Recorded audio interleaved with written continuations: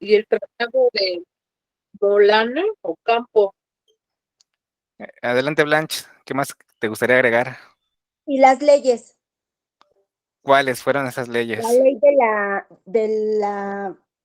de la iglesia, Ajá, de Juárez, de, de Ocampo, y no me ajá, acuerdo cuál es la otra. Y es que las acabo de hacer ahorita de tarea. sí, La no de te Lerdo. preocupes. Por eso los tengo aquí. Pau, ¿ya te ayudó? ¿Cuál, Pau? La de Lerdo. La de Lerdo. Ajá. Fíjense que a mí, no encontré, bueno, en los documentos que leí no encontré si específicamente ellos proponen esas leyes, pero llevan el nombre de alguno de los liberales. Los quiero suponer que es porque ellos hicieron la propuesta de esa ley en específico. Jenny, ¿qué más quieres agregar sobre lo que vimos ayer? Hablamos del proyecto republicano, a quién fue el primer presidente electo de México, que fue Guadalupe Victoria, y el primer Ajá, senador, que fue Agustín Iturbide, que él fue designado por el Congreso porque para la realeza española pues era como denigrante ser nombrado. Entonces Iturbide era como la imagen más reconocida en ese entonces y por eso se dio el título. así es, sí, exactamente, eso fue. Muchas gracias por sus aportaciones para recordar en qué nos quedamos, bueno, que vimos ayer.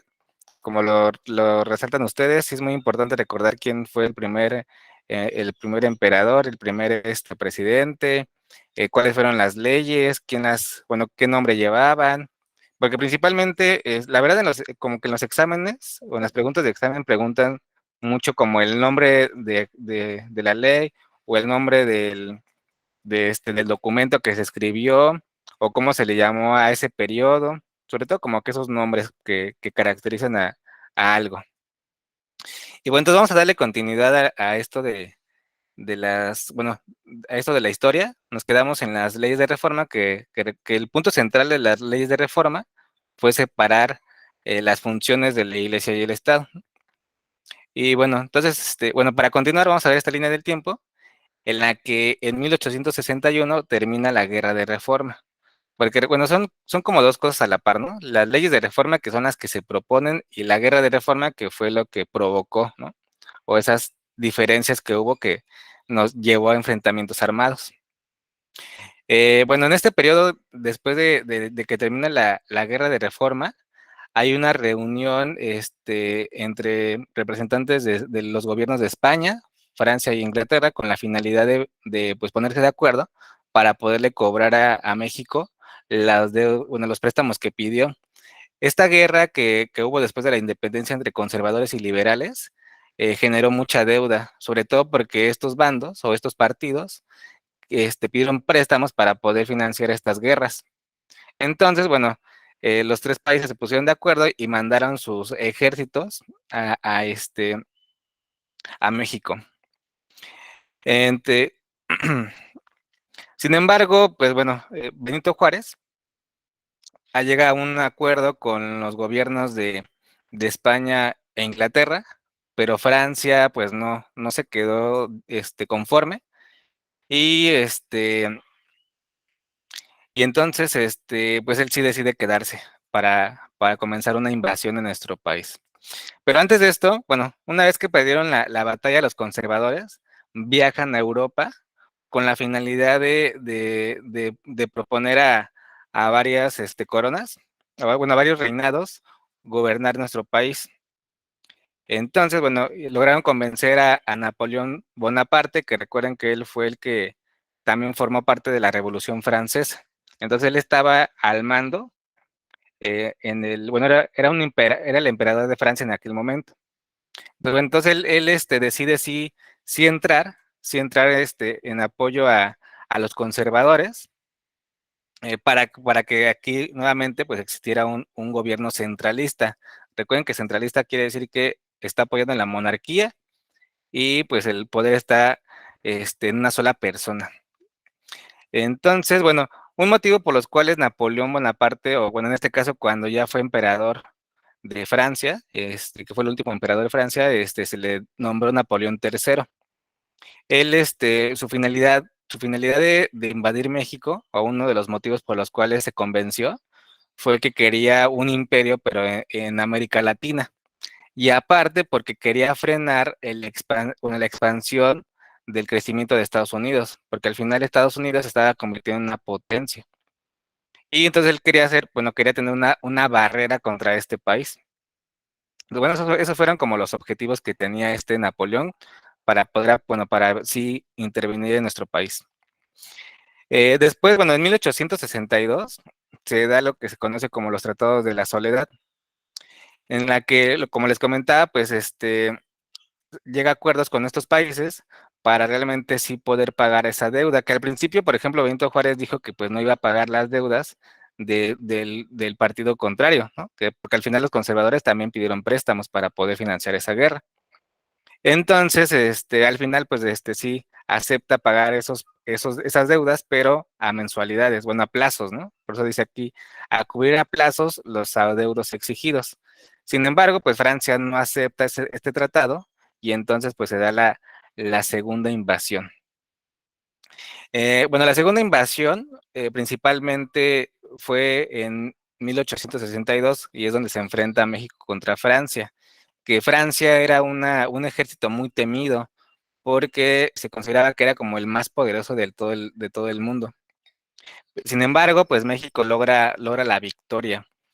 En algún documento que leí hace tiempo decían que, bueno, hay un libro que se llama Detrás de la historia verdadera, como que trata de analizar estos como, pues no sé llamarle leyendas o estas historias de nacionalismo. Pero por ejemplo, se dice, o en este libro, expresaban que la batalla se logró porque en el lugar donde se dio había mucho lodo, como que las condiciones del terreno no eran muy adecuadas, y pues el ejército de Francia venía con botas, pues así como ese tipo de vestimenta que tiene Napoleón, y supuestamente eso les impidió como tener agilidad. Y la mayoría del ejército mexicano, pues eran personas que traían incluso huaraches. Y entonces, pues ya estaban como más adaptados a ese territorio. Y supuestamente por eso también fue fácil derrotar al ejército de Francia. ¿Qué más les iba a comentar? Otra cosa que también les quería decir como de estas leyendas es la creación del himno nacional. ¿Ustedes se acuerdan, bueno, ustedes saben quién escribió el himno nacional o cuál es la historia del himno nacional? Eh, Rafa, ¿me ayudas a decirme quién? Sí, Levanta. está Pau. Adelante, Pau. Francisco Bocanegra, ¿no? Y Jaime Eh, Nuno. Exactamente, que supuestamente, bueno, hay un personaje que en las redes sociales que se llama el Tío Cardev, hace buenos videos, solamente que el lenguaje no es muy, ¿cómo decirlo? Muy educado que digamos, ¿no? Sin embargo, en este video, plasma que, bueno, que la esposa de Bocanegra no lo dejó salir hasta que escribiera el himno nacional. Y que incluso en este himno nacional había una estrofa en la que se mencionaba a Santa Ana, que de hecho, algo que les quise comentar en la clase anterior, que ya no se los dije, es que Santa Ana, aparte del gobierno del terror que les había platicado, que mandó a fusilar y a encarcelar a todos los que estaban en contra de su gobierno y que apoyaban a los liberales. ¿Dónde lo puse? No me acuerdo dónde lo puse. Bueno, pero el chiste es que para ganar simpatizantes, Santa Ana ordena a Bocanegra escribir este himno nacional. Entonces, supuestamente, el libro que les comento dice que realmente, pues, no es como que ganó un premio, o que lo encarcelaron, sino más bien fue una estrategia que implementó Santa Ana para que estuvieran a su favor, ¿no? Bueno, hay muchas leyendas supuestamente que tratan de reflejar como este nacionalismo. Sin embargo, lo más importante pues es conocer cómo fue la trayectoria. Bueno, estábamos en esta línea del tiempo. Bueno, a este hecho histórico de cuando Francia no acepta este acuerdo, el Tratado de la Soledad, cuando no lo acepta, se le llama la Segunda Intervención Francesa. La primera y la segunda intervención francesa son hechos que sí pueden preguntarles en los exámenes para la prepa, que en este caso, por ejemplo, les pueden preguntar solamente cómo se llamó la primera intervención francesa. Entonces, la primera intervención francesa se llamó la Guerra de los Pasteles, que supuestamente es porque Francia quería cobrar como un costo o intereses muy, muy altos por los préstamos que ya había dado. Esto fue más o menos como en el 1938, o sea, pero igual fue entre la lucha de conservadores y liberales. Pero bueno, esa fue la primera. Lo más importante es recordar que se llama así, la Guerra de los Pasteles. Y la segunda intervención francesa es la que está como representada por el imperio de Maximiliano de Habsburgo. Entonces, bueno, ¿alguien me puede ayudar a leer los puntos que ve aquí? Bueno, obviamente el primero ya no, porque ya se los platiqué.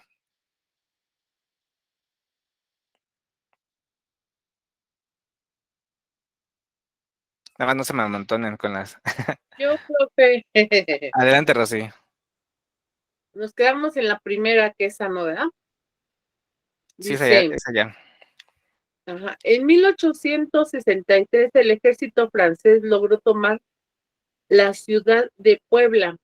La capital fue abandonada por el gobierno de Juárez y ocupada por los invasores. El 7 de junio, Federico Forey decide mantener algunas de las leyes emitidas por Juárez y el Partido Conservador decide establecer un gobierno monárquico. Traslados de Miramar, Napoleón III se compromete a respaldar el imperio de Maximiliano por 6 años, pero a los 3 años se retira. Muchas gracias, Rosy. Bueno, aquí traté de poner algunos puntos importantes sobre esta segunda intervención francesa, que también tiene que ver con el imperio de Maximiliano de Habsburgo. ¿Qué les iba a comentar? Bueno, después de la batalla que gana el ejército mexicano al frente de Porfirio Díaz, que aquí hay que resaltar este personaje que supuestamente le estaba al frente también del ejército que luchó contra los franceses, que esa batalla fue el 5 de mayo. Sin embargo, pues solamente fue la primera batalla que ganaron, pero en otro enfrentamiento, que esa fue ya en el 7 de junio, en ese enfrentamiento sí perdieron. Entonces, bueno, Juárez bueno, obviamente esta pérdida, por así llamarlo, o esta batalla perdida, decide irse a Monterrey para pues salvarse. Entonces se va con todo su gobierno y entonces pues el Partido Conservador ya bueno, primero ponen a Federico Forey al frente y bueno, él decide implementar algunas leyes que al final, o sea, como que sí trataron de mantener lo que ya se había creado, que incluso eso provocó algunas inconformidades por el Partido Conservador. Entonces, aunque iban a mantener algunas leyes, por ejemplo, la de la venta de las propiedades de la iglesia, con la finalidad de que sí existiera un crecimiento económico, iban a mantener un gobierno monárquico, ¿no? O sea, monárquico es como sinónimo de centralista, ¿no? En el que iba a haber un rey, ¿no? O un emperador. Pero les había comentado que después de de que perdieron la batalla, los conservadores van a Europa y ya una vez que convencen a Napoleón III de sí venir a la intervención, Napoleón hace un tratado con Maximiliano de Habsburgo, en el que le asegura que él lo va a apoyar durante 6 años. Obviamente este respaldo va a ser con apoyo de una gran cantidad de personas en el ejército. Pero bueno, a los 3 años se retira porque también tenía conflictos allá en Europa. Entonces, eso es un motivo por los cuales pues el gobierno, con el imperio de Maximiliano, pues llegó a su fin.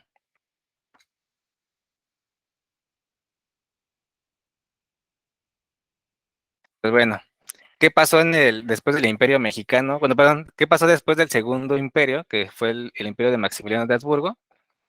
Este imperio de Maximiliano de Habsburgo fue de 1864 a 1867. Como lo comentaba la imagen anterior, solamente duró 3 años.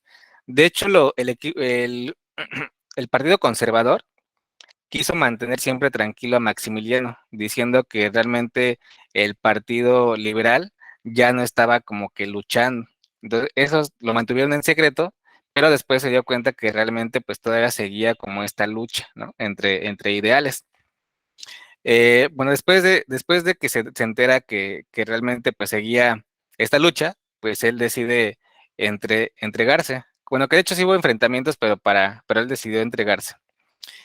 Entonces, antes de morir, porque fue fusilado junto con las personas que se había organizado, con dos personas representantes del Partido Conservador, dijo esta frase que creo que fue muy buena. Bueno, creo que representa como el amor que le tuvo al país, ¿no? Dice, voy a morir por causas justas, por una causa justa, la de la independencia y la libertad de México, que mi sangre selle las desgracias de mi nueva patria. Viva, viva México. Entonces, supuestamente esas fueron las últimas palabras de Maximiliano de Habsburgo, porque fíjense que incluso él tuvo conflictos incluso con su familia, porque su hermano tenía o él defendía la monarquía absoluta. Y Maximiliano pues quería implementar una monarquía liberal en la que sí pudiera existir una división de poderes y que él se encargara como de administrar. Sin embargo, pues esas ideas liberales no les gustaba a su familia. Y es por eso que también fácilmente decide pues sí venirse a México. Entonces, esos mismos ideales que tenía, pues trató también de implementarlos aquí, que fue algo que tampoco otra vez quiso la iglesia, la venta de las propiedades eclesiásticas, que todos decían que era algo bueno porque al final iba a implementar un crecimiento económico del país. Sin embargo, pues al final también su mismo partido conservador, pues tampoco estaba tan de acuerdo con estas ideas liberales que él tenía. Pero bueno, pues ahí muere. Cuando él muere, queda en la presidencia por decreto constitucional Benito Juárez. Sin embargo, bueno, hay un periodo que él por decreto constitucional queda como presidente y entonces en 1871 es cuando se da este segundo mandato, que aparte se habían hecho elecciones en el que Porfirio Díaz también se propuso como presidente. Sin embargo, pues pierde. Incluso Porfirio Díaz pensó que hubo un fraude electoral, que las elecciones que habían sido fraudulentas y que pues él era como el ganador. Pero bueno, hasta ahí se quedó. Después, ya cuando acaba este segundo mandato de Benito Juárez, nuevamente se dan otra vez elecciones presidenciales, pero ahora también se propone para presidente Lerdo de Tejada, Porfirio Díaz y Benito Juárez. Sin embargo, pues ahora este Porfirio Díaz, pues no estaba contento con la reelección de Benito Juárez y que incluso dijo que era algo anticonstitucional, que era algo que estaba en contra de la Constitución de 1857 y entonces él fue el primero que dijo sufragio efectivo, no reelección. Bueno, sin embargo, pues aunque él quiso implementar este plan de la Noria en contra del tercer mandato de Juárez, antes de que pues tuviera como efecto, pues Benito Juárez muere. Entonces en la muerte, cuando Benito Juárez muere, el vicepresidente pues sería Lerdo de Tejada y por mandato constitucional, él queda ahora como presidente interino. Entonces le llama interino, mientras solamente se termina ese periodo presidencial e inician unas nuevas votaciones. Entonces, bueno, después de esto, pues Lerdo de Tejada pues se quería nuevamente reelegir Pero ahora, pues otra vez Porfirio Díaz no estaba, no estaba de acuerdo en que nuevamente estuviera al frente, aunque fuera interino. Entonces, bueno, para que Lerdo de Tejada no llegara a la presidencia, lanza el plan de Tuxtepec, con la finalidad de que no hubiera esa reelección. Pero bueno, aquí puntos importantes de esta línea de tiempo, cómo se llama el plan que en contra del segundo mandato de Benito Juárez, el plan de la Noria, y cómo se llama el plan en contra de Lerdo de Tejada, en este caso es el plan de Tuxtepec. Pues bueno, estos nombres son importantes porque pues son en contra de algún presidente que se quería reelegir, aunque eran del mismo equipo, o sea, eran del mismo partido liberal. Pero bueno, fíjense, aquí es donde yo digo cómo es ¿cómo se llama? La hipocresía, ¿verdad? Porfirio Díaz diciendo sufragio efectivo, no reelección. Pero bueno, ahorita vamos a ver por qué. ¿Alguien está copiando? ¿O nos pasamos a la siguiente imagen?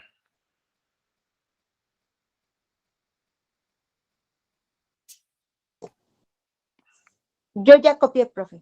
Perfecto. Bueno, fíjense, a mí me gusta narrarles más o menos cómo surgen cómo se va desarrollando la historia.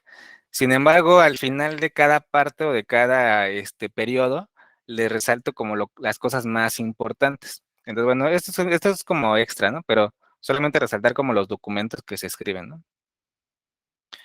A ver, bueno, obviamente, ya después de este plan de Tuxtepec, inicia lo que conocemos como el Porfiriato.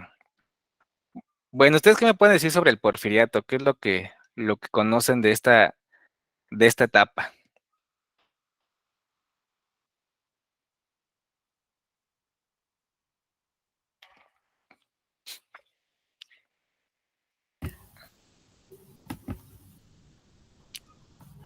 Adelante, Pau. Pues que gobernó también, se religió no solo una vez, sino como 20. Y que sí, la verdad, sí, también fue bueno y fue malo a la vez. O sea, dos puntos Sí, controversiales, porque sí trajo economía al país, pero también fue un tirano. sí, exactamente. De hecho, se le llama dictador. Muchos historiadores le llaman dictador. ¿Qué les iba a decir? Fíjense que la línea del tiempo que les compartí, vi que, bueno, si no me falla la cuenta que hice, fueron 7 veces reelección. O sea, 7 veces se religió. Sin embargo, algo que hay que resaltar es que no es que se religió, más bien no hubo elecciones presidenciales, porque supuestamente Porfirio Díaz decía que los mexicanos no estaban listos para la democracia, porque no iban a elegir con sabiduría al próximo gobernante y que pues él era el más indicado para poder, mantener el crecimiento económico que se estaba desarrollando en ese momento. ¿Alguien más sabe algo? Pues como se ve en la imagen, profesor, ¿no? Hizo el Palacio de Bellas Artes, Ajá. trajo el tren, las vías del tren. Bueno, con creció. inversión, ¿no? Creció con Creció. inversión. Sí, bueno, fíjense que incluso en el gobierno de Benito Juárez ya había líneas bueno, ya se habían construido algunas rutas de ferrocarriles. Sin embargo, con el Porfiriato, pues sí incrementó bastante, incluso de frontera a frontera. Sobre todo, y como lo comenta Pau, principalmente fue por inversión extranjera. Obviamente sí, también el gobierno mexicano también puso, pero hubo más inversión extranjera. Creo que un poquito más del 50% del dinero que se gastó fue por parte de las inversiones. ¿Qué les iba a comentar? Otra cosa. Algo que me llama mucho la atención, por ejemplo, ¿alguien sabe cómo se llama esta construcción que está aquí, hasta el fondo? Monumento a la ¿No es el Revolución. monumento de la Revolución? Exactamente, ¿no? Incluso pues lleva el nombre, ¿no? De lo que pasó después. Porque fíjense que, bueno, cuando se acaba su gobierno, él deja a medias esta construcción. Bueno, era como la última construcción que se había programado en su gobierno. Entonces, como ya dejó como firma su renuncia, ya no se retoma. Entonces, por eso de ahí como que se elige el nombre como el Monumento a la Revolución, ¿no? Porque al final es algo que dejó él, pero que se quedó inconcluso por estos enfrentamientos. Bueno, creo que hizo más cosas. Por ejemplo, también mandó a construir creo que el de Correo Mayor, no me acuerdo cómo se llama, pero sé que es algo de Correo Mayor, algo así se llama. También es que cuando construyó varias cosas, pero las construcciones que mandó a hacer fueron por arquitectos franceses. Él estaba, bueno, supuestamente él estaba enamorado de Francia en todos los conceptos, en la arquitectura, en las ideologías, porque incluso él, bueno, ahorita a ver si en la siguiente imagen ya está, él estaba como a favor del positivismo, en el que, pero recuerden que en el positivismo es cuando inicia tal cual como la ciencia como tal cual con el método científico. Viene, es que tengo una lista aquí alterna de los lugares que mandó a construir. Entonces mandó a construir el Gran Canal de Desagüe, el Hospital General, el Teatro General, hoy conocido como Bellas Artes. Se llama el Palacio de los Correos. Esos son como los más importantes. Y bueno, que su finalidad era como duplicar la arquitectura europea. Bueno, vamos a regresarnos a la otra imagen. Bueno, ¿alguien quiere agregar algo más?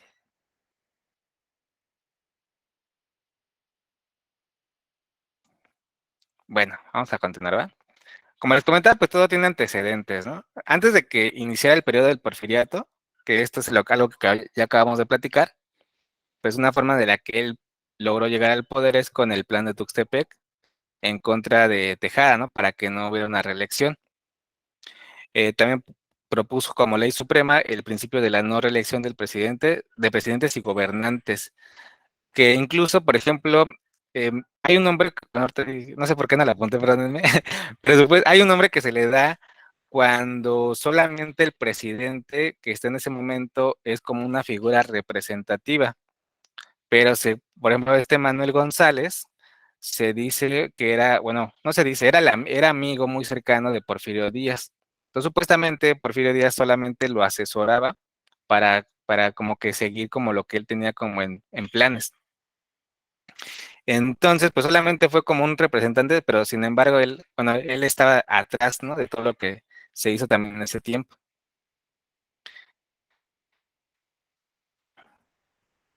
Bueno, algo muy importante son las etapas del Porfiriato, porque fueron como prácticamente casi como 30 años en los que estuvo en el poder. Y como comentó hace rato Pau, pues fue alguien que permitió un crecimiento del país, pero también fue un tirano. Desde mi punto de vista, yo considero que el poder lo corrompió. Es por eso que está dividido el Porfiriato en 3 etapas. La primera parte o la primera etapa se le llama consolidación. La segunda es el autoritarismo, ¿no? En el que se vuelve dictador, con el lema de orden y progreso, limitaba las libertades de los mexicanos. Y por último, pues la crisis, ¿no?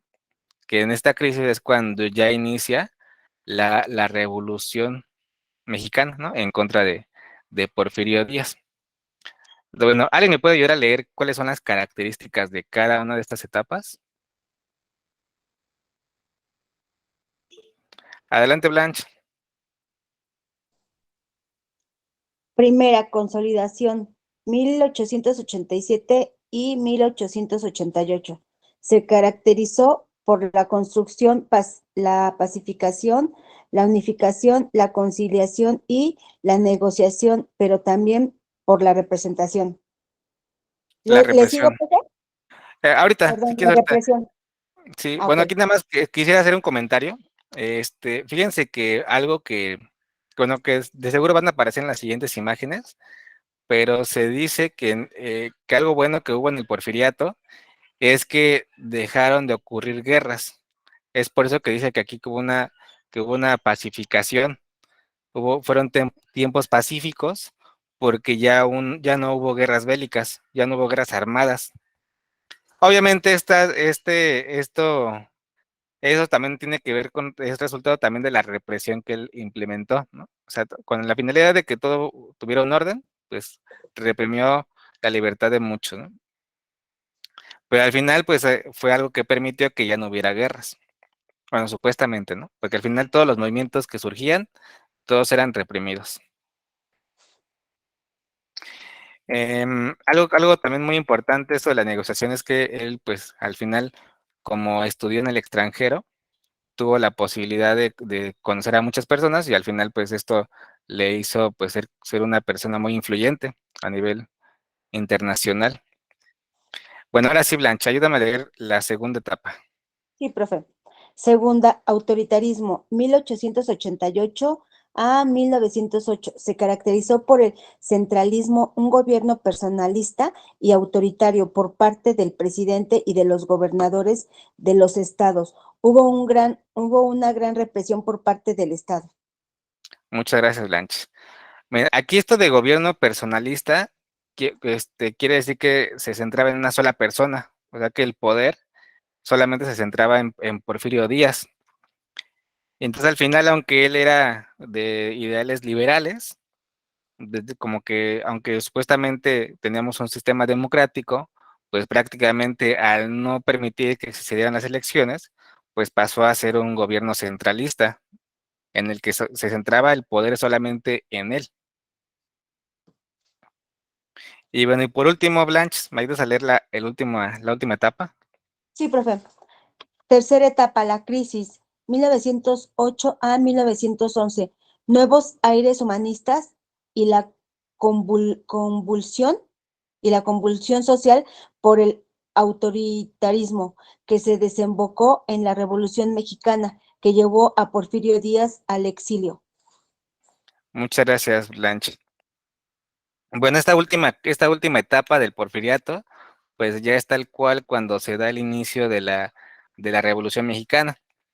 Se considera que este periodo dio origen incluso a nivel mundial a la creación de muchas constituciones o de muchas leyes a favor de los derechos humanos. Y bueno, esto que dice de convulsión social quiere decir que hubo muchas inconformidades sociales y por lo tanto pues hubo como algunas manifestaciones.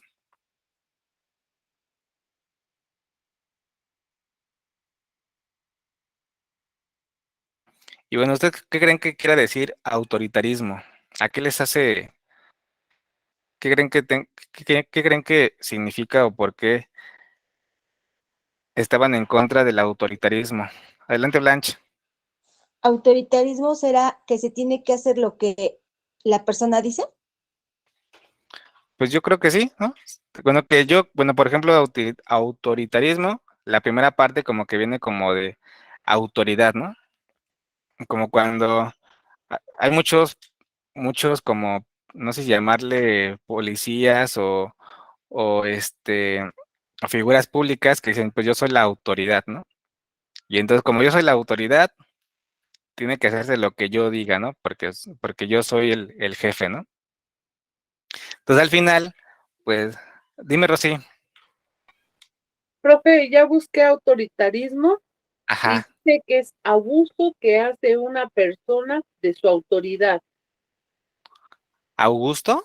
¿O cómo? Abuso, abuso. Abuso. Ah, ya. Pues fíjense, tiene que ver con abusos de autoridad. O sea, por el simple hecho de decir que yo tengo cierto puesto o cierta función, pues se aprovecha de esos, no sé si llamarle privilegios políticos, para al final, pues, no sé, yo creo que incluso incumplir leyes, ¿no? Muchas gracias, Rosy. Bueno, por ahí veo algunas plumitas escribiendo.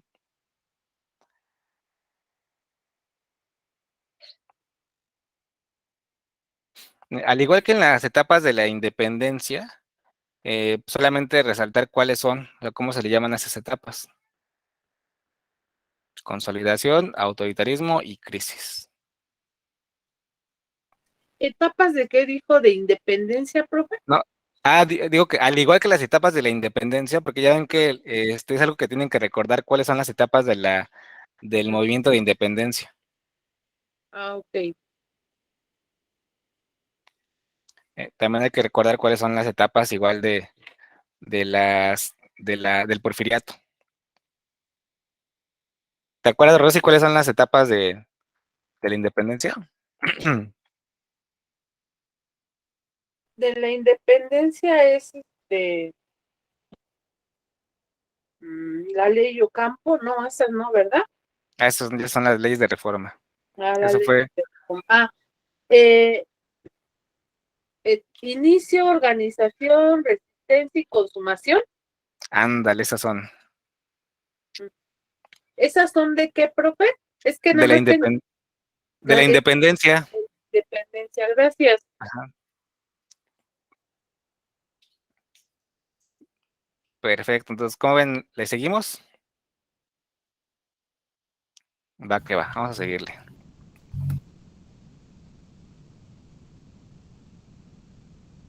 Bueno, vamos a ver cuáles fueron las características de este periodo, de este periodo del porfiriato. Y bueno, vamos a resaltar las características en varios sentidos, en lo social, en lo económico, en lo político creo que también, pero principalmente en lo económico y en lo social, porque pues prácticamente eso fue como lo que más impactó, ¿no? En lo económico porque hubo un crecimiento y en lo social porque había mucha desigualdad o mucha represión. Entonces, bueno, le quiero pedir ahora a Jenny, porque es la más callada, que me ayude a leer esto que ve aquí en pantalla. Bueno, vamos a leer punto por punto, ¿va? Y así vamos a analizarlo. Ok, bien. Fin de las guerras endémicas. Se concilió con la Iglesia Católica y sus antiguos enemigos conservadores. Integración dentro de su gobierno, reducción del ejército y represión de cualquier movimiento armado. Muchas gracias, Jenny.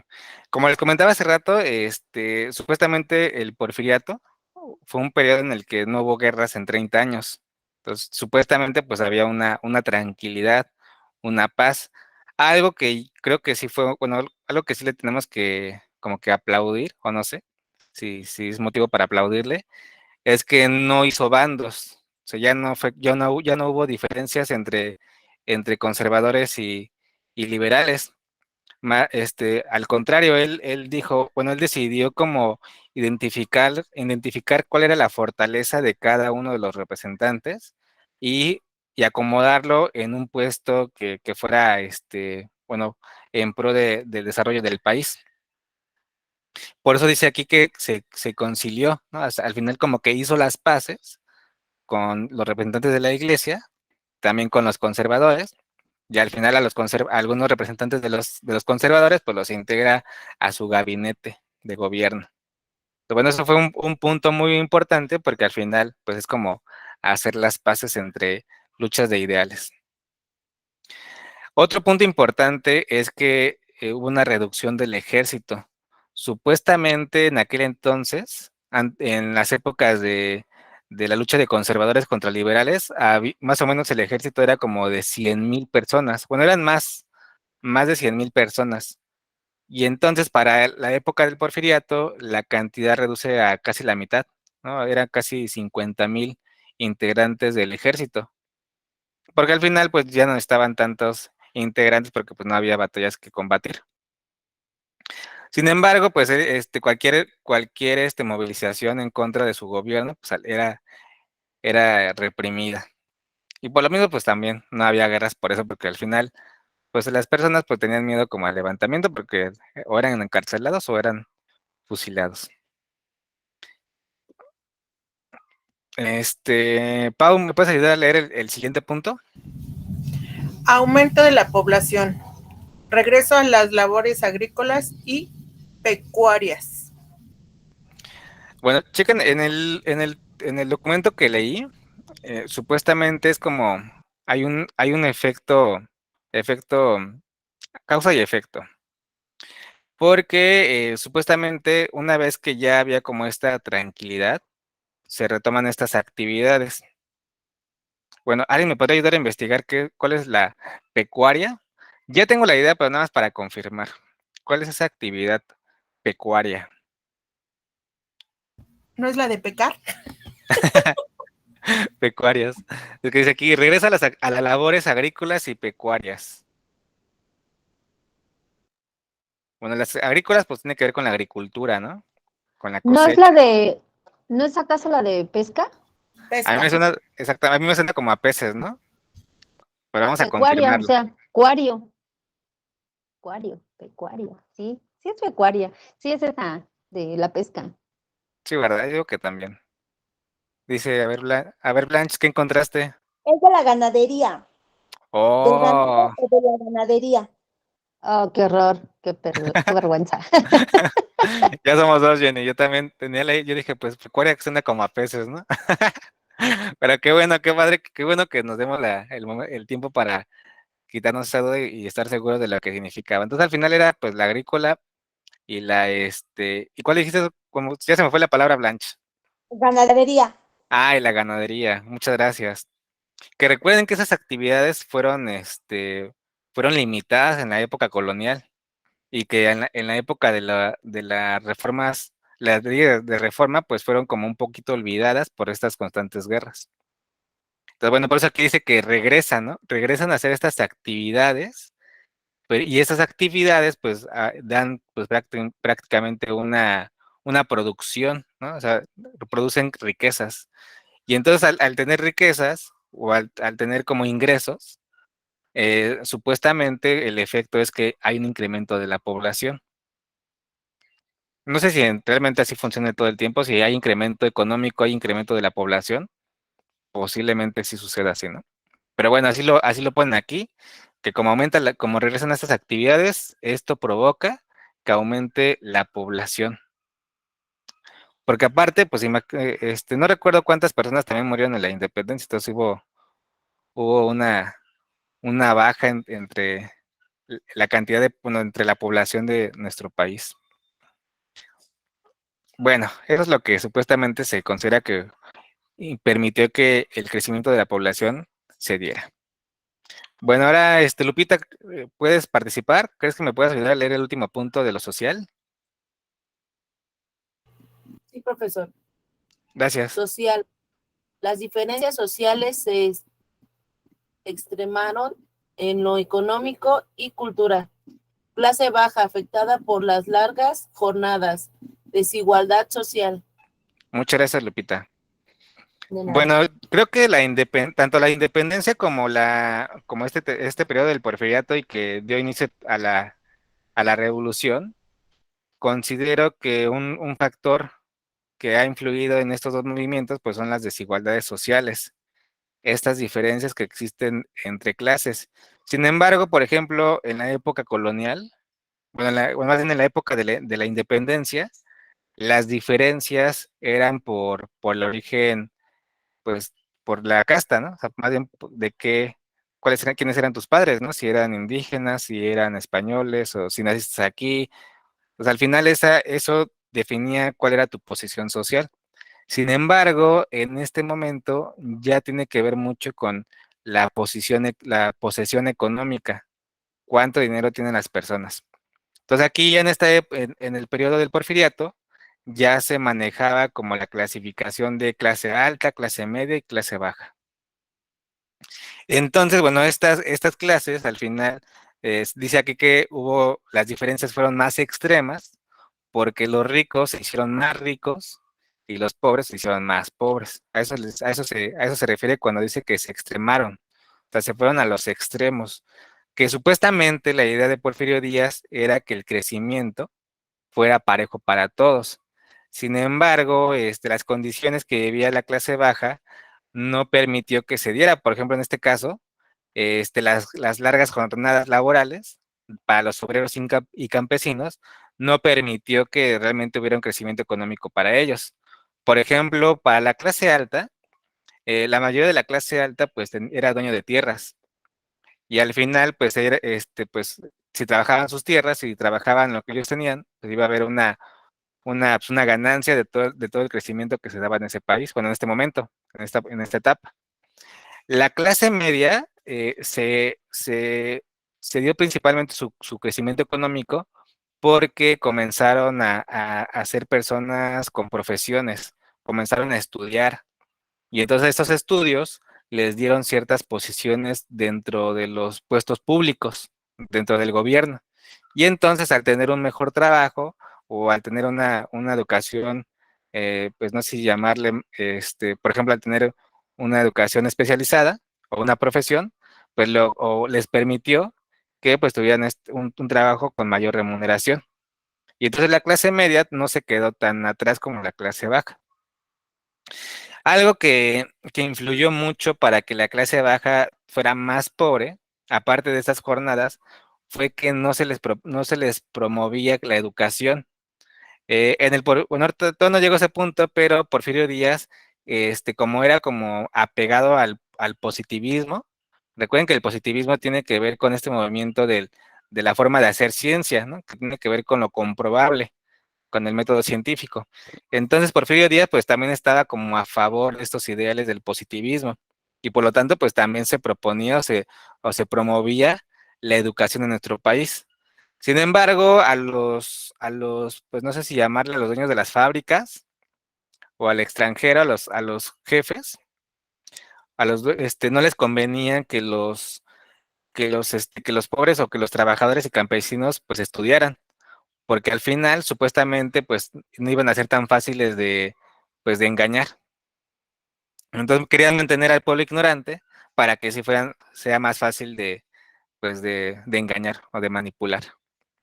Que por ejemplo, aquí yo les quiero pedir ahorita si alguien nos ayuda a investigar por qué se les llamaban tiendas de raya. Porque supuestamente las tiendas de raya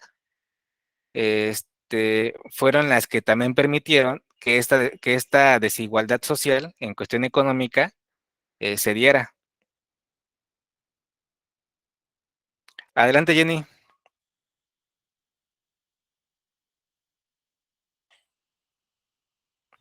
Ay, perdón. Ya. Dice que era una tienda ubicada dentro de las grandes haciendas Ajá, y fábricas donde los trabajadores podían adquirir los productos necesarios para su supervivencia. ok. O sea, eran tiendas dentro de los lugares donde trabajaban. Es muy buen punto. Rosy, ¿qué más quieres agregar? Pues yo investigué, profe, y dice, tienda raya, durante el apego de estos establecimientos, la mayoría de los trabajadores eran alfabetas. Entonces, al no poder escribir ni firmar los libros de registro, señalaban su conformidad al dibujar una raya junto a la que describía, junto a la descripción del crédito que se les había otorgado. Muchas gracias, Rosy. Sí, Nada. efectivamente, ese es el motivo por el cual se les llama tiendas de raya. Jenny, ¿quieres agregar Profe, algo? Y también, dime, Jenny. sí, es que encontré otro punto también importante, sí, lo que dijo Ajá, ahorita Rosita, ajá, pero uno de los propósitos de estas tiendas era que los mismos patrones, como la tienda estaba ubicada dentro de las haciendas o de las fábricas, de ajá. esa manera los patrones recuperaban el dinero que les pagaban a los peones, a los trabajadores, Mm, de recuperar el dinero que pagaban. negocio redondo, de veras. ¿Tal? Blanche, ¿quieres agregar algo diferente? Sí, es lo mismo que iba a decir ahorita lo que dijo Jenny. Los patrones aprovechaban estas tiendas para recuperar todo el dinero gastado en los sueldos. Híjoles, pues vean cómo, o sea, al final los dueños de las haciendas, pues sí, no les convenía que los trabajadores, bueno, que los campesinos u obreros estudiaran, ¿no? Porque al final iban a poder, bueno, si sabían leer y escribir, iban a poder saber qué era lo que le estaban cobrando. Que fíjense que también esto es lo que todavía pasa hoy en día. Si una persona que no sabe leer ni escribir va al INE, lo que les van a pedir es que solamente pongan una línea. Porque al final, pues como no saben escribir su nombre, pues su firma va a ser una línea. Entonces todavía se utiliza la línea o la raya, con forma de firma para las personas que no saben leer ni escribir. También Obviamente ya no es el mismo porcentaje que de aquel entonces, porque en aquel entonces era casi más del 50% de la población. Dime, Rosy. También está la huella, ¿no? Porque antes, bueno, ahora también se pone la huella. Y estaba yo analizando lo de la clase social, bueno, el social. Ajá. Por eso la clase más baja estaba más afectada y ahí es donde surge la desigualdad, porque los ricos se hacen más ricos y los pobres se hacen más pobres por las jornadas tan largas de trabajo y la paga que era muy poca. Exactamente, exactamente, eso hace referencia a las extremaduras. Bueno, eso que dice, se extremaron en lo económico y en lo cultural. Porque como les comentaba, pues por ejemplo, la clase media, pues al final, en lo cultural, pues tenía como chance de poder estudiar, ¿no? Y al final esto pues les daba un crecimiento económico y personal, ¿no? Pero si las personas que tenían que dedicar a trabajar, pues nada más pensaba en eso, ¿no? Trabajar y dormir, trabajar y dormir. ¿Cuándo iban a pensar en estudiar o aprender algo nuevo, ¿no? Bueno, vamos a pasar a las siguientes características. Que todo esto va de la mano, todo esto va de la mano. Ahora ¿alguien me puede ayudar a leer el primer punto de lo económico? Pau, no te he escuchado, creo. Sí, pues es que estaba viendo precisamente lo de la Casa de Raya, y Ajá. también es implementado por Francia, Inglaterra. Órale, qué dato curioso. Igual en Está los mismos años. en los mismos años. De hecho, Porfirio Díaz de ahí lo tomó Oh, órale. y O sea, hacían, como dicen, sus propias monedas para que regresara el capital al mismo dueño. O sea, no podían comprar en otro lado. Hacían monedas o sea, de ellos mismos, de los hacendados. híjoles, no, de veras sí se aprovecharon bien extremo de las personas. O sea, aparte les dan una moneda que no tenía un valor, ¿no? O sea, No, nada más, y híjoles. nada más, o sea, suponiendo aquí, tengo bueno, aquí en el internet, Ajá. dice Hacienda Quinché Juan Gamboa, decía su moneda. Ah, ok. Entonces, Me imagino que es como si fueran las kermés, ¿no? Que pagas y te dan un boletito, ¿no? Que según ya dice vale lo vales que. o fichas que eran acuñadas por la compañía patronal. Pues muchas gracias, Pau. Qué buen dato. Eso creo que eso es muy importante, ¿no? Como incluso esto también fue copiado. Que Sí, aunque, bueno, algo que también hay que resaltar es que, pues, a Porfirio Díaz sí quería un crecimiento económico del país, pero una forma, con esto que hablemos del capital extranjero, una forma de convencer a los inversionistas fue garantizarles mano de obra barata. O sea que iban a invertir muy poco en sueldos para que así su ganancia fuera mayor. bueno, económica, características económicas. Auge de la industria minera, el comercio, la ganadería, la producción artesanal, la pesca y la producción agrícola, como el azúcar, el café, el eneque, el hule y otros productos que se destinaban a la exportación de materias primas. Bueno, acuérdense de sus clases de Haas en Eken, ¿no? Suena más fuerte donde está la tilde. Ustedes, esa palabra creo que ya la habéis visto antes. Si no mal recuerdo, el enequén es como una planta, ¿no? Como un tipo maguey, algo así. Bueno, fíjense, una palabra que creo que es importante de identificar su significado es que es auge. ¿Alguien me puede ayudar a investigar qué es auge o a qué hace referencia? ¿O ustedes qué creen que significa auge? Porque dice auge de la industria minera, pero, o sea, ¿qué hace referencia de eso de auge? Adelante, Rosy. Dice que es crecimiento al desarrollo notable y progresivo de algo en especie de un proceso o una actividad, el auge del comercio y la necesidad de reorganizar conveniamente la Real Armada, potenció los estudios dedicados a la navegación. Oye, Rosy, ¿y cómo lo resumirías en 2 palabras o 3? ¿Qué significa auge? Pues yo creo que auge serviría para exportar algo, porque dice que sirve para transportar, para exportar algo. ¿Y qué más dice? Pero fíjate, al principio dijiste 2 palabras muy importantes, pero ahorita vamos a ver qué nos dice alguien más. ¿Alguien más ya encontró qué es Crecimiento y auge? desarrollo. Ajá. Ándale, esa frase, ¿me la puedes volver a repetir? Crecimiento y desarrollo. Crecimiento y Creció, desarrollo. ajá, y Eh, se Y desarrolló más. que dijiste notable crecimiento y desarrollo. O sea que Ajá. al final auge es como que hay una alza, ¿no? Porque si hay un Ay, crecimiento, pues hay un aumento. ¿Alguien ajá. más encontró algo distinto que nos lo pueda expresar con sus palabras? ¿Qué sería auge?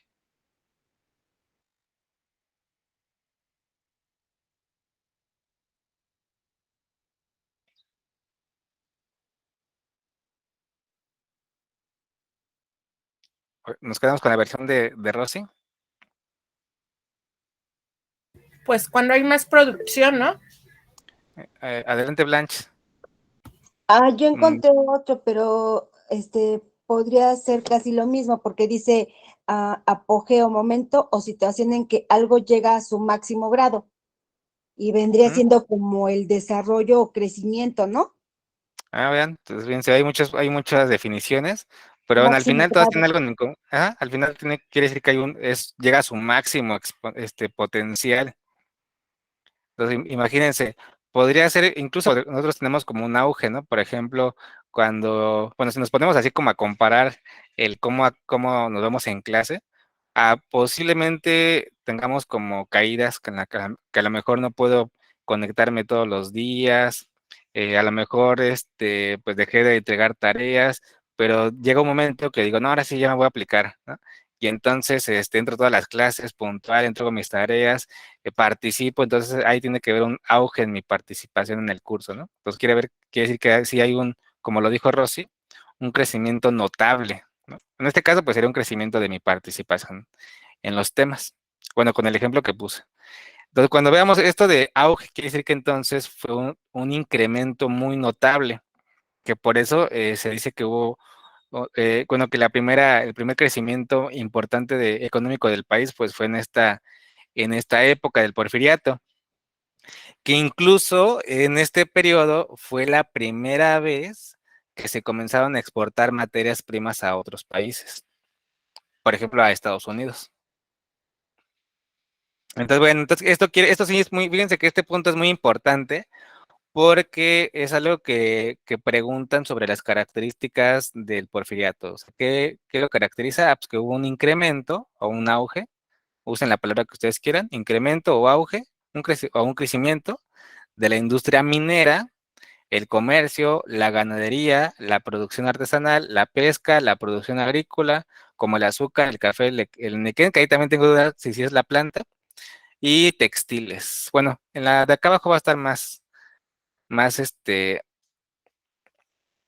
¿cómo se dice? Más específico cuáles eran los puntos o lo que más permitió el crecimiento del país. Bueno, ahora sí, ¿quién me ayuda a leer el último punto? ¿A quién le preguntamos, Rafa? ¿Quién crees que le falta de leer?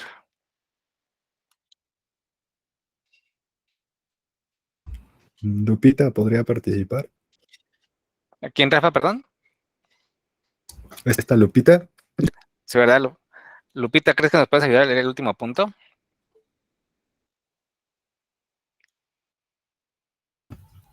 Pau, ¿quieres comentar algo? Sí, sobre el Enequén. Es Ah, un agave. a ver, no estaba tan perdido. Sí, no sé, entonces es como un maguey. ¿Es un agave entonces? Ajá.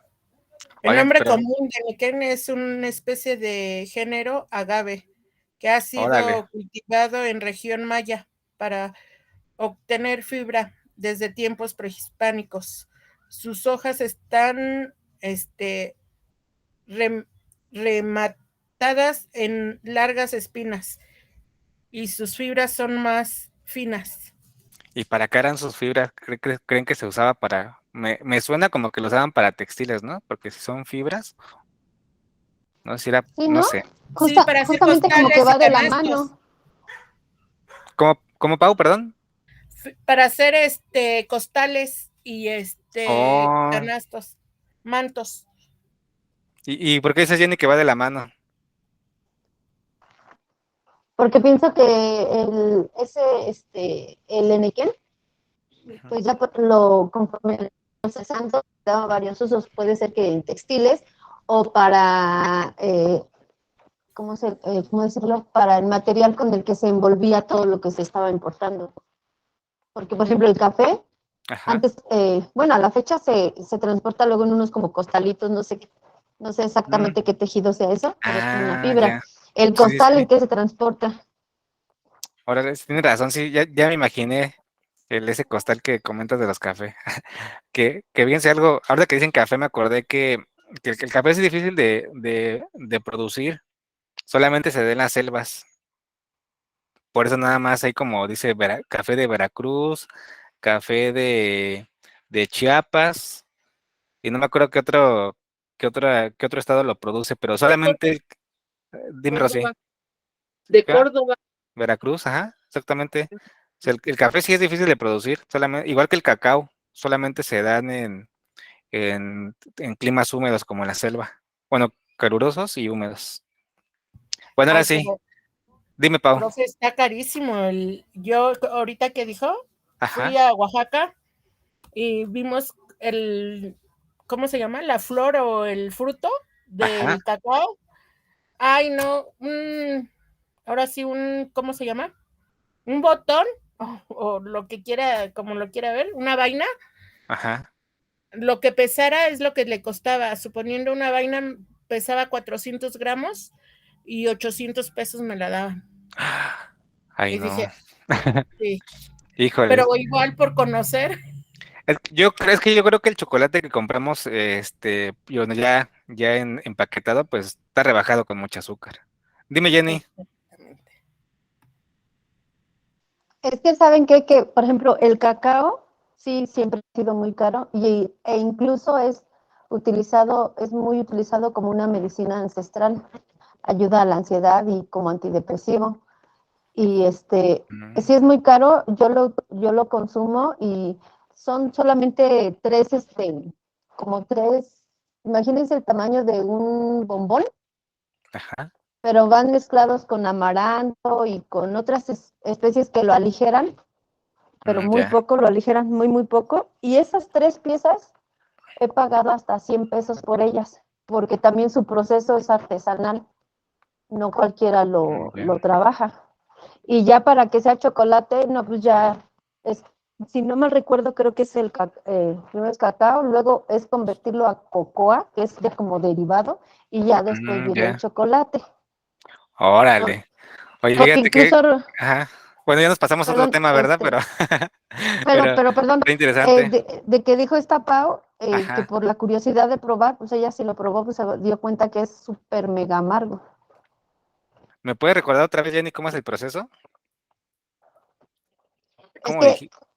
ahí, o sea, titubeo un poco, pero más o menos recuerdo algo así que es primero, o sea, se saca el cacao, Ajá. se procesa, después se saca la cocoa, o sea, se Ok, ok. mezcla con otros, y después de cocoa ya es chocolate. Oh, ya. Entonces chocolate ya es cuando se rebaja con otras sustancias, bueno, con otros elementos, ¿no? Sí, sí, porque ya incluso el chocolate pues ya tiene un sabor mucho más agradable. Perdón por la distracción, chicos. No te preocupes, datos curiosos que son curiosos. ¿Qué les iba a comentar? Otro punto importante es que, por ejemplo, antes, en la época prehispánica, se usaba el cacao como si fueran monedas. O sea, también al final, incluso en la época prehispánica, pues tenía un importante valor. Pero bueno, ahora sí vamos a pasarnos al último punto. Este, bueno, ya que prendes tu micrófono, Jenny, ayúdame a leer ese cachito, ¿va? Del capital extranjero. Ok. Capital extranjero. Inversionistas estadounidenses, ingleses y holandeses en ramos petroleros, franceses e ingleses en los textiles, estadounidenses y alemanes en varias industrias, tanto químicas como metalúrgicas. Muchas gracias, Jenny. Pues bueno, esos son como, bueno, supuestamente cada país invirtió en cierta área en específico. Sin embargo, no les van a preguntar, bueno, yo en las preguntas que he visto no viene así como específico dónde invirtió en Estados Unidos, ¿no? Sino más bien en qué se invirtió. Entonces, bueno, ¿en qué se invirtió? Pues en ramos petroleros, en textiles y en metalurgia. O acá arriba tenemos, es como un rompecabezas, ¿no? También acá arriba hubo un crecimiento en la minería, en la ganadería, en las materias primas, que como les comentaba, fue la primera vez que comenzamos a exportar. Bueno, voy a pasar a la siguiente imagen. Esta es la última característica. Ahora sí, Lupita, ¿crees que me ayudas a leer un punto?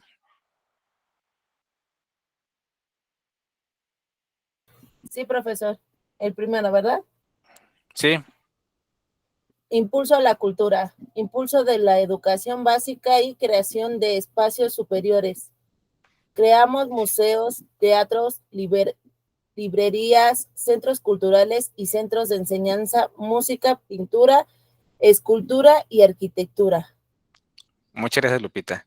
De Bueno, nada. aquí me faltó ponerle enseñanza de la música, la pintura, la escultura. Pero bueno, al final, el objetivo de Porfirio Díaz, pues era incrementar pues, las actividades culturales en el país.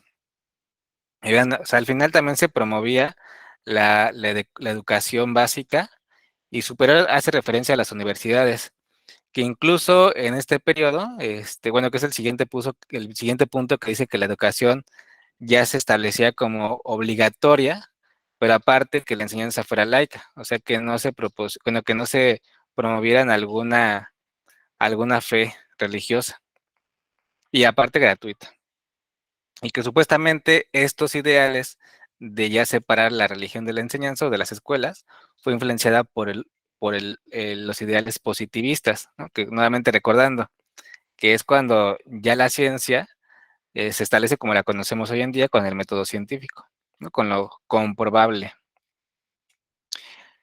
Y bueno, el último punto, alguien que me ayude a leer el último punto. ¿A quién elige, Rafa? A Rosy. Vamos, Rosy, ayúdame con el último punto. Sí, profe. Es la tendencia, Tendencia. Ajá. tendencia progresista, adelantando técnicos como la iluminación eléctrica, el telégrafo, la introducción de ferrocarriles, la introducción de ascensores en los edificios, entre otros. Muchas gracias, Rosy. Bueno, De recuerda nada, otra vez, checa dónde está la tilde y resaltar esa técnicos, ¿no? Adelantos técnicos. Porque si la dices normal, es como si fueran como alguien que es un técnico, ¿no? ajá, El ok. técnico que me arregla la lavadora, ¿no? Los cambia. Técnicos, Ajá, muy bien. ok. Gracias, Bueno, profe. nada, no te preocupes, de nada. Bueno, algo también que le ayudó a que esta tendencia progresista se diera en nuestro país fue que a nivel como mundial, bueno, en Europa, se estaba dando la revolución industrial. Y entonces, bueno, con la revolución industrial, pues, comenzó, pues, la llegada de algunas maquinarias de vapor, también, la implementación de la electricidad, o sea, había ya alumbrado público. Entonces, al final, pues esto supuestamente pues fue algo novedoso para aquel momento, que incluso también los edificios comenzaron a ser más grandes, por lo menos de que ya había ascensores. Bueno, ahora sí vamos a concluir esta etapa del porfiriato con este resumen. Bueno, el resumen, pues el periodo del porfiriato fue cuando Porfirio Díaz pues, fue presidente de México durante casi más de 30 años, o sea, de 1876 a 1911. Es casi más de 30 años porque a veces, bueno, fue como interrumpido al principio por querer seguir con esto de la democracia, pero que aunque había elecciones, pues los que quedaban como al frente o al mando de la presidencia, pues eran como allegados de él, o eran sus amigos o eran únicamente simbólicos, ¿no? Sin embargo, pues como lo dijo hace rato al principio, Pau, pues tiene puntos buenos y malos, ¿no? Fue un tirano, pero también permitió el desarrollo del país en forma económica. Entonces, bueno, puntos económicos, se registró un extraordinario crecimiento económico, ¿no? Sobre todo por la inversión, ¿no? Y por todas las actividades que se estaban realizando. Y aparte se construirían 5,000 kilómetros de vías férreas, que como les comento, ya existían algunas rutas, sin embargo, en este periodo pues creció para poder exportar todas estas materias primas. Y bueno, en puntos negativos, pues uno de ellos es que hubo un despojo de la propiedad comunal, que por ejemplo, hay un punto de la Constitución que son los latifundios, que supuestamente hay una persona que tiene cierta propiedad o que es dueño de una gran cantidad de hectáreas de tierra. Pero, por ejemplo, algo que también permitió las leyes de reforma fue que si había como baldíos, el Estado pues pudiera tomar esos baldíos para venderlos, ¿no? Y al final tener una ganancia. Pero pues algunas propiedades, pues no había tal cual un documento que avalara que eran dueños de esas tierras. Y entonces pues era fácil decir, bueno, pues esto como es un baldío, pues yo como Estado pues lo voy a tomar para la explotación de estas tierras. Y entonces pues le quitaban sus tierras a los campesinos, principalmente pues a los indígenas, y pues nuevamente retomamos lo del principio, ¿no? Que se aprovechaban de que no sabían leer y escribir, pues para engañarlos fácilmente. Pero bueno, eso fue un punto negativo. Otro punto negativo es que se reprimió con mano dura mediante la ley fuga o la pena de muerte a quienes alteraran el orden público o se opusieran al régimen, que supuestamente no existían bandoleros en esta época, por lo mismo, ¿no? Que por eso dice la frase orden y progreso, ¿no? Que esa frase de orden y progreso tiene que ver más con Augusto Comte, ¿no? El representante del positivismo. Sin embargo, pues él también se la apropia con la finalidad de que también la ciencia pues iba a permitir un progreso para el país. Que no me acuerdo si aquí lo agregué, no lo agregué, pues en el otro. Es que bueno, es que no me acuerdo si es en esta época, en este periodo o en la revolución, en la que había un equipo que se llamaban los científicos, que como fueron personas estudiadas, al final fueron parte también de puestos políticos, y entonces al tener este conocimiento científico o al estar impregnados de la ciencia, permitieron que también se diera el crecimiento o la implementación de nuevas escuelas, de escuelas superiores, escuelas, bueno, de lugares culturales para aprender las artes, entre otras cosas, ¿no? Pero bueno, le tocó muy buena época a Porfirio Díaz. Bueno, antes, ¿alguien quiere preguntar algo?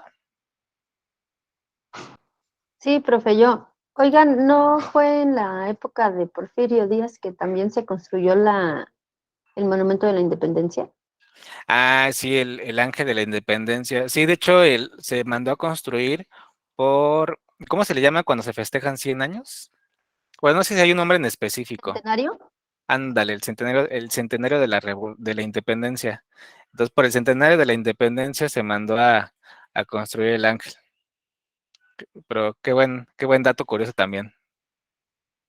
Bueno, ahora una pequeña pausa. En este cambio de etapa de la historia del país, me gustaría que me ayuden a investigar quién fue o qué hicieron estos personajes. Este es Venustiano Carranza, él es Francisco I. Madero, él es Pancho Villa, o también, ya, bueno, mejor les digo, nada más Pancho Villa, se los dejo así.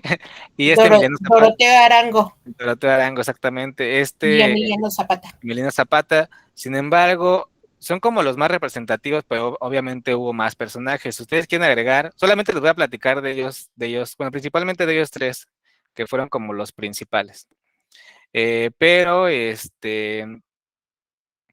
alguien no sé si quiere investigar sobre Victoriano Huerta, que ahorita también lo vamos a mencionar, y Ricardo Flores Magón. Entonces ahí pónganme en el chat a quién quieren investigar.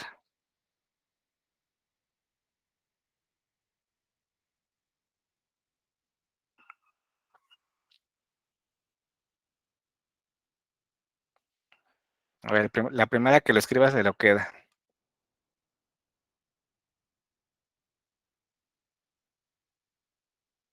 Dice Jenny que Ricardo Flores Magón. Entonces ya está para todo Ricardo Flores Magón. Bueno, fíjense, en la presentación no lo incluí.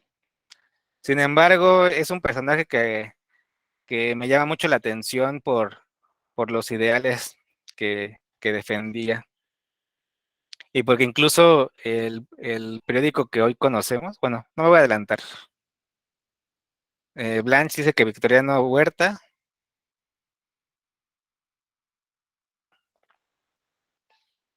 Las demás, tú, Pau, ¿puedes escribir en el chat? O... Ya, yo se lo mandé a su Ah, ok. WhatsApp. A ver si quieres, lo checo y aquí para tenerlo presente, ¿va? Ah, dice Rosita que Pancho Villa. ¿A qué va Rosy? Le voy a poner aquí Rosy.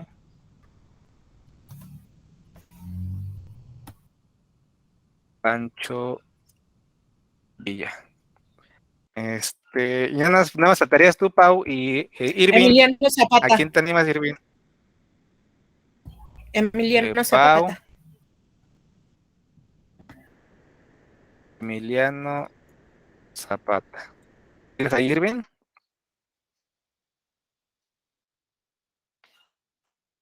Irving, Irving, ayúdame a investigar quién fue Venustiano Carranza.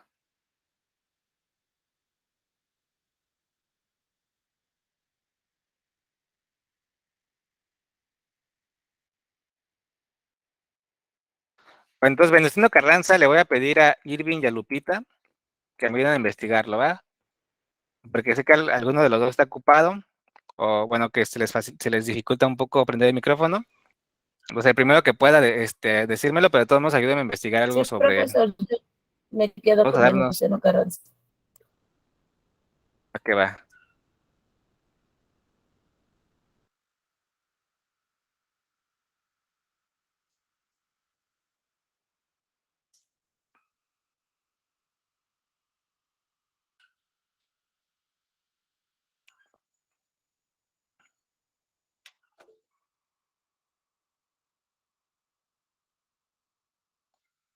Ahora no sabía que era empresario.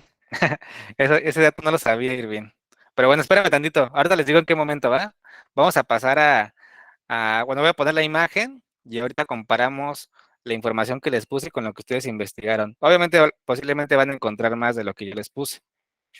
Fue toda una trayectoria.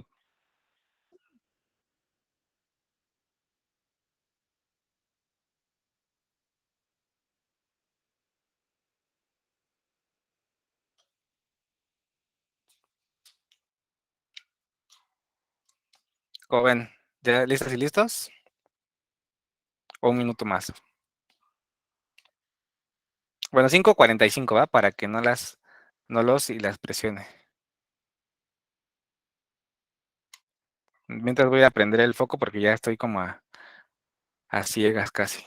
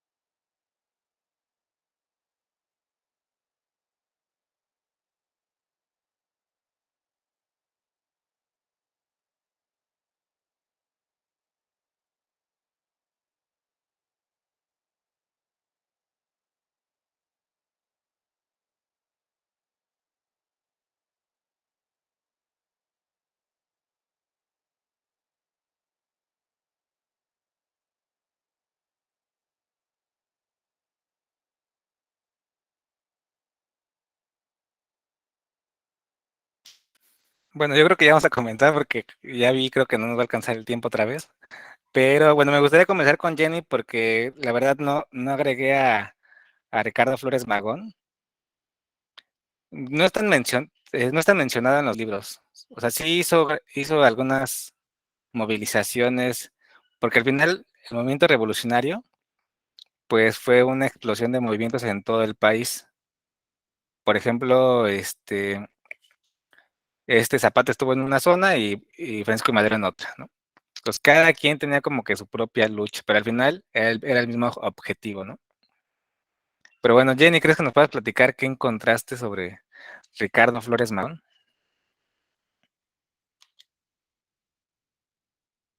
Fue muy poco tiempo, ¿verdad? Pero lo que bueno, lo que nos puedas platicar que le entendiste. Ok. Bueno, fue un político liberal, su nombre de cuna, como dicen por ahí, fue Cipriano Ricardo Jerónimo Flores Magón. Órale, Sí. Cipriano. Fue este político, sus ideas y su activismo fueron pieza clave para que llevó al inicio el estallido de la Revolución Mexicana, que fue una transformación nacional. Ajá, Él consideraba que debería de impulsarse a la vez una revolución económica y que era necesaria la abolición, o sea, que desapareciera el Estado y la propiedad privada. También era simpatizante de la lucha de los campesinos zapatistas en el estado de Morelos. ajá, Bueno, ya dije que fue pieza clave en el cambio social del siglo XXII, del siglo XX, perdón. ajá. Y aquí encontré, por último, político y periodista mexicano que en 1888 participó en los primeros brotes del antireeleccionismo. Muchas gracias, Jenny. Bueno, eso que comentó Jenny sobre que estaba en contra de la propiedad y del gobierno, tiene que ver con algo de manera ya estructural, como ideología, el anarquismo. Que anarquismo, muchas veces pensamos que el anarquismo tiene que ver como el sin ley, ¿no? Sin reglas. Pero más bien el anarquismo defiende como un tipo de organización en la que no hay una persona como líder. Más bien todos se comprometen en el desarrollo del país, pero al final, bueno, no sé, como que tiene un toque como de autonomía, de compromiso, pero donde no hay tal cual un, un líder, ¿no? Bueno, entonces Ricardo Flores Magón defendía estos ideales anarquistas. Y una pregunta que posiblemente sí pueda venir en los exámenes es ¿cómo se llama el periódico que, que escribía en ese tiempo? Hoy en día, AMLO pues, se apropió de ese título.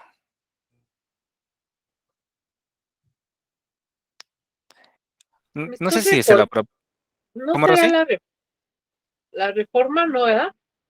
No, bueno, el periódico se llama Regeneración.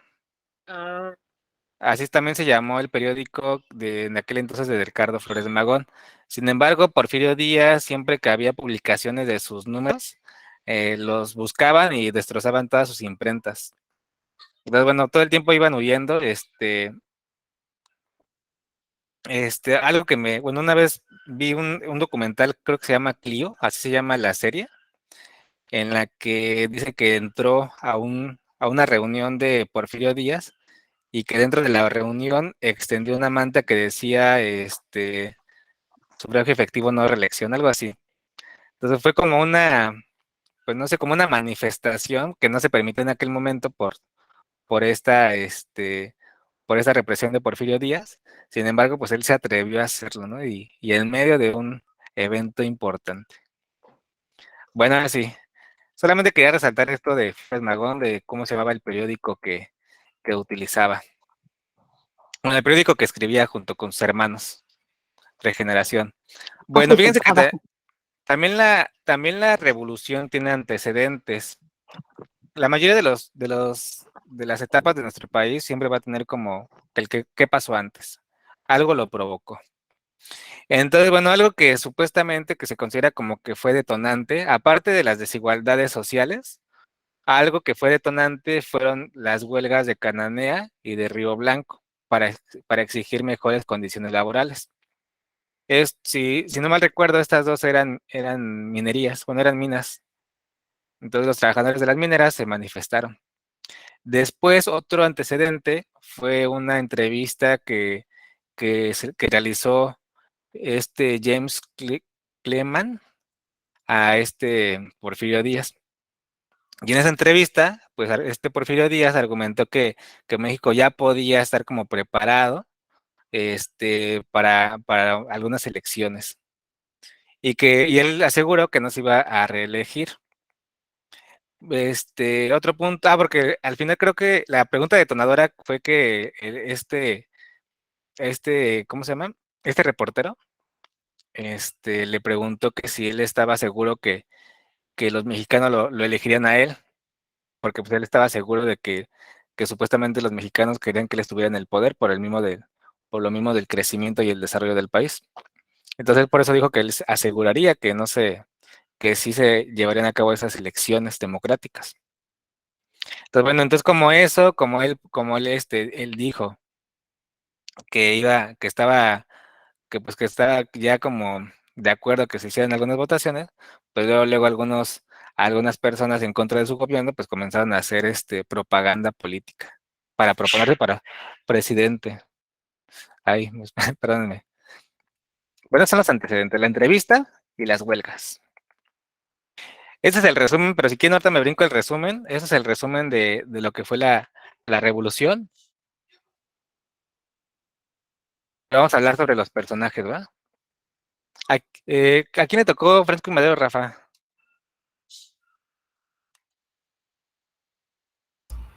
Perdón, ¿cómo, Oscar?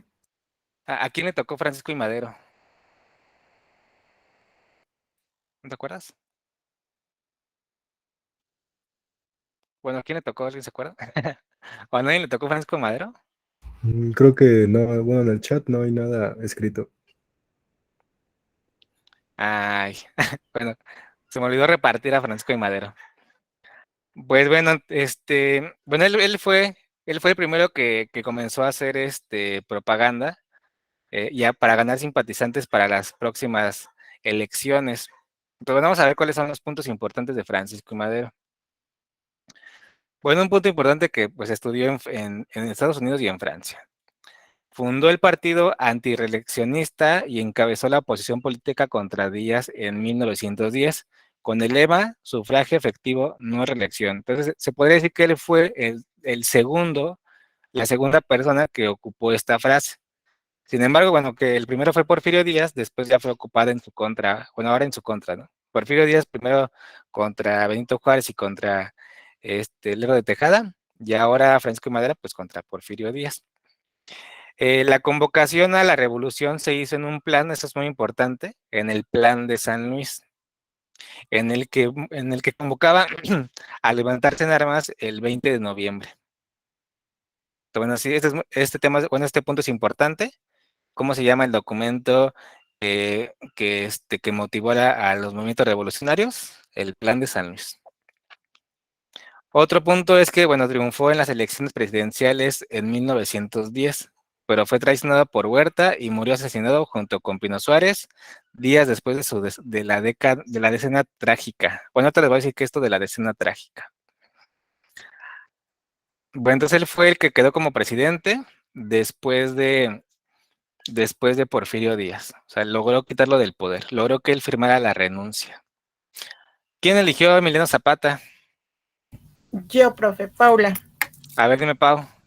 Emiliano Zapata Salazar, conocido como el caudillo del sur o Atila del Sur, fue un campesino y militar mexicano que participó en la Revolución Mexicana como comandante del Ejército Liberador del Sur.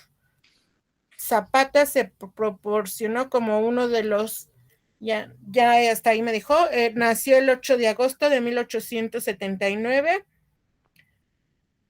en sus padres Cleofas Gerintes Salazar y Gabriel Zapata.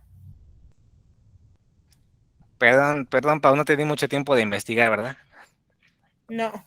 Palotas se los pido con anticipación, ¿verdad? Desde una clase antes. Pero bueno, no quería dejarles mucha tarea. Algo que mencionó bueno, algo que no mencionó Pau, que sí me gustaría agregar, es que, bueno, una vez que ya, por ejemplo, Francisco y Madero quita del poder a Porfirio Díaz, Francisco y Madero les dijo que tenía bueno, que tenían planes otras cosas y que no podía ahorita, cumplir con las exigencias que Emiliano Zapata le tenía a él.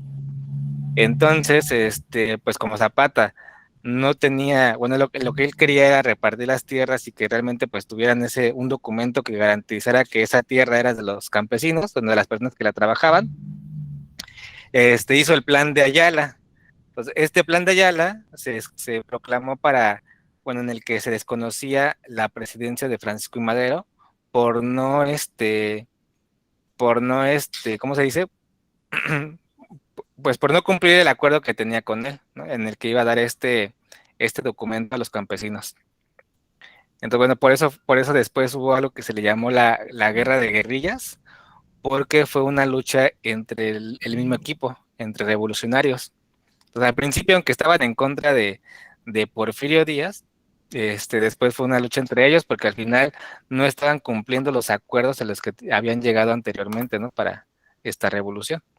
Pero bueno, entonces así se llama el Plan de Ayala, que el Plan de Ayala solamente desconoce la presidencia de Francisco y Madero por no cumplir acuerdos. Gracias, Pau. Bueno, profe. Lupita, ¿qué encontraste sobre Venustiano Carranza?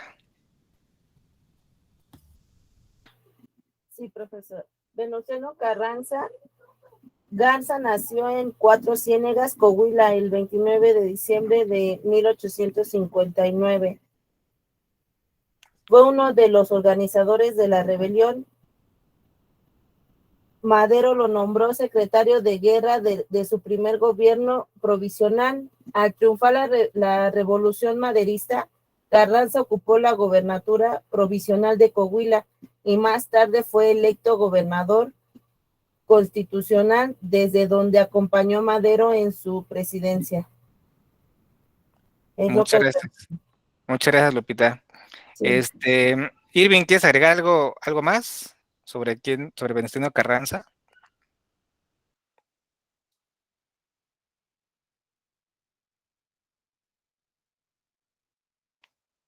Pero, bueno, Lupita dijo algo muy importante, ¿no? Que Venustiano Carranza tomó el poder después de Francisco y Madero. Pero ahí entre Francisco y Madero y Venustiano Carranza hubo otro personaje, que fue el que le tocó ¿a quién le tocó Victoriano Huerta?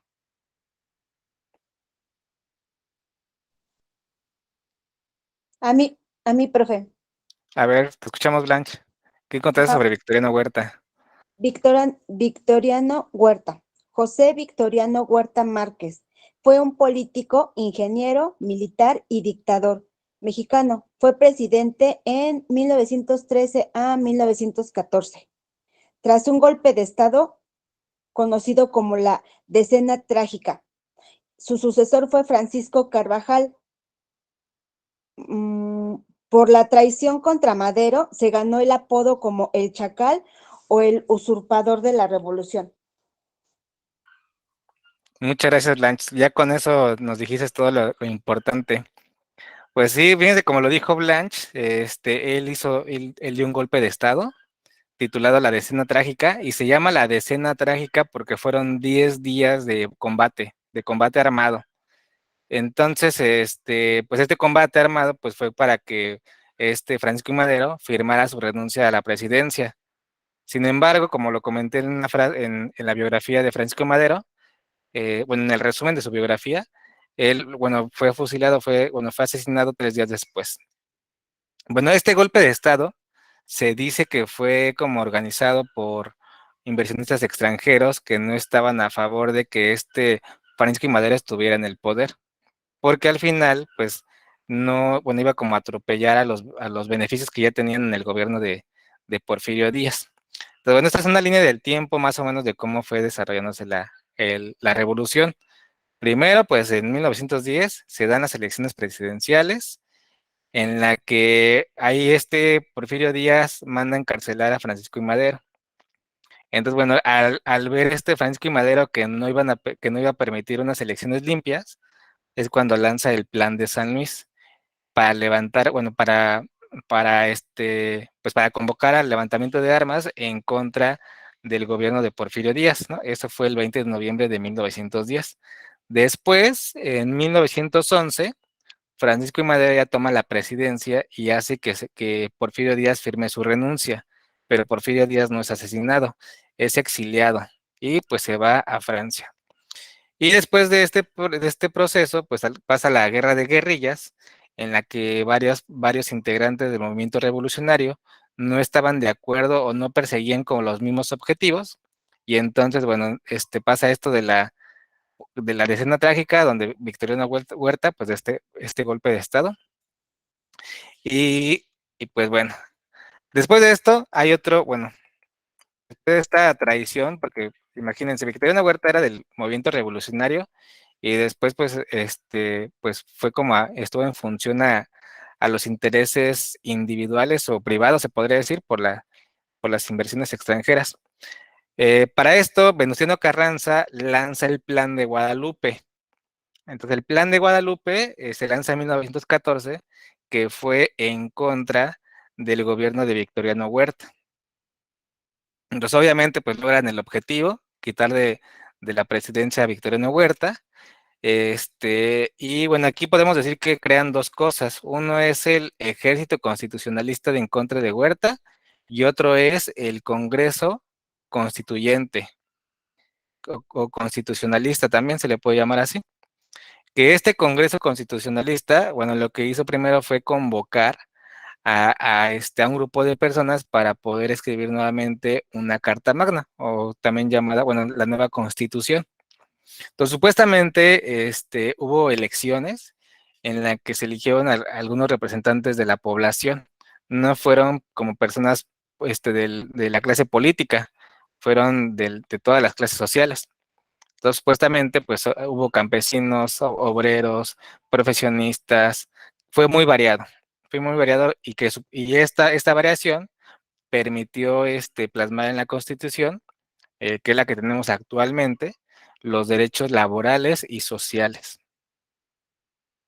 Y por último, bueno, que ya lo vamos a retomar mañana, viene algo, bueno, después de este periodo de la Revolución, viene algo que se llama Programa de Reconstrucción Económica. Y por ejemplo, aquí vamos a hablar un poquito del capitalismo, del milagro mexicano, del maximato, y creo que ya. Pero bueno, ese cachito lo vemos al principio de la clase. Mañana sí les pido que tratemos de entrar puntual, porque la primera media hora nada más la voy a usar para ese cachito, para esto que pasó después de la revolución. Pero bueno, ya en resumen, les robo nada más un minuto extra. Aquí tenemos como el resumen de todo el proceso. Muy importante identificar las causas que iniciaron la revolución. Pues había una desigualdad social, principalmente económica y cultural, y la concentración de la riqueza, ¿no? Los ricos eran más ricos, como lo dijo Rossi. Despojo de tierras a los campesinos, ¿no? Que por no tener estos documentos, que eran los documentos que exigía Emiliano Zapata. Otra causa fue que no existía la libertad política y de expresión, ¿no? Por ejemplo, el simple hecho de que los hermanos Flores Magón no pudieran publicar algo sobre las clases políticas, bueno, algo sobre Porfirio Díaz, pues había una represión y por lo tanto pues se manipulaba, se trataba de controlar a la prensa.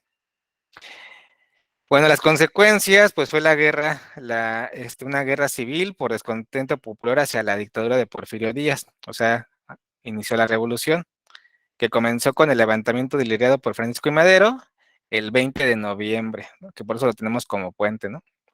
Y bueno, entonces, ¿en qué terminó la revolución? Pues termina con la creación o con la redacción de la Constitución Política de los Estados Unidos Mexicanos de 1917. Y bueno, que es la que actualmente pues tenemos vigente. Esto sería como el resumen de toda la revolución. Hasta aquí algo que ustedes quieran agregar, que quieran comentar o que quieran preguntarme. Pero me voy a quedar ahí en las causas y consecuencias. Ay, pero les iba a dejar una actividad, ya ni la hicimos, pero ya por la falta de tiempo. Me les tengo esta propuesta como actividad. Allá se pasó de frente.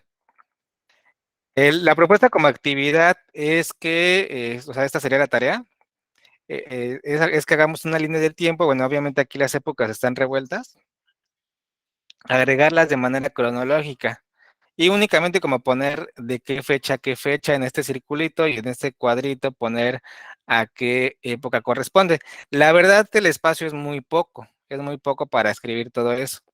Entonces, yo les propongo que ustedes hagan su propia línea del tiempo y solamente resalten como lo más relevante, ¿no? Por ejemplo, época prehispánica, ¿no? Pues no sé, yo pondría cuáles son los horizontes culturales, ¿no? O sea, las 3 etapas de la época prehispánica, ¿no? Después, bueno, ¿cuál sigue? Bueno, ya les di una respuesta, ¿verdad? Bueno, yo por ejemplo ahí pondría, ¿no? Clásico, preclásico y posclásico, ¿no? Y ya, ¿no? Algo así. Pero bueno, entonces, eso se queda de tarea, sobre todo para que identifiquemos y recordemos cuál es este orden cronológico, el orden cronológico de las etapas de la historia de nuestro país, ¿va? ¿Hasta aquí alguna pregunta, alguna duda de cómo va a ser la tarea?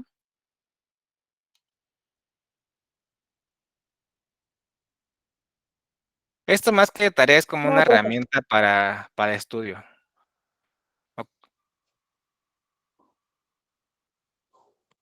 Bueno, si ya no hay dudas, mañana nos vemos para ¿Orden cronológico de qué? de las etapas de la historia de nuestro país. Gracias.